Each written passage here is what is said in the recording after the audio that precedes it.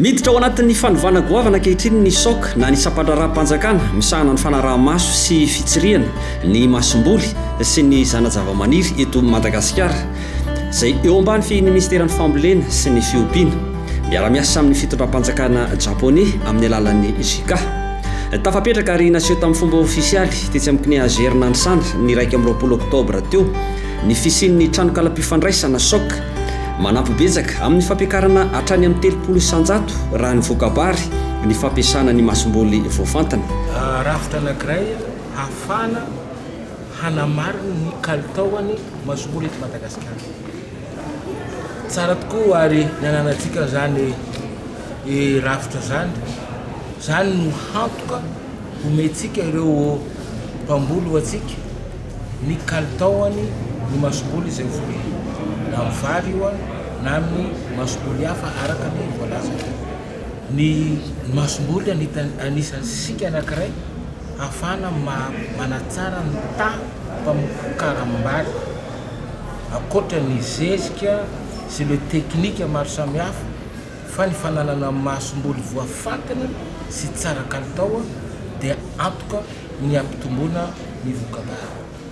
Tsara dia tsara tokoa no fananana zany rafitra zany fa ny asa betsaka zay miandry atsika amin'izao fotoana izao ny fanampiana fanomezan-tanana ahoana ny fomba hahafahan'ireo tatsaha-mpamokatra hampiasa ny masomboly voafantana.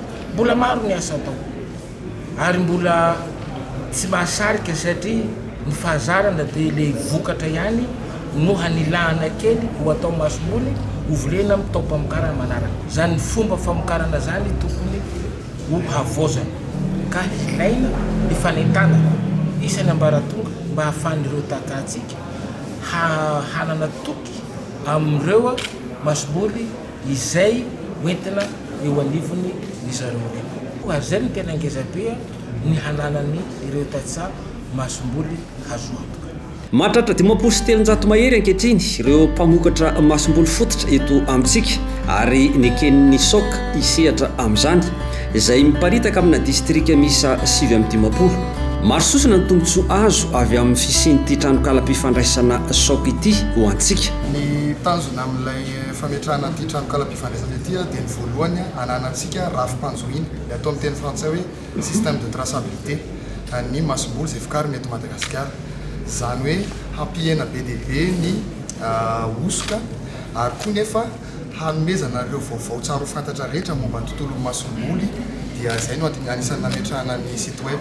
Le tranokala zany tsy mandeha rery fa misy tohan'ilay izy dia eo ilay fametrahana n'ilay satria ao anatin'ilay atao hoe digitalisation ny tontolon'ny masomboly izy io dia aorianan'ilay fametrahana n'ilay tranokala tsy hoe aoriana moa zany fa efa hapetraka sika izao dia misy ilay fametrahana le QR code amin'ireo taratasy mpanjakana rehetra izay mahakasika ny famokarana masomboly ataon'ireo mpamokatra masomboly.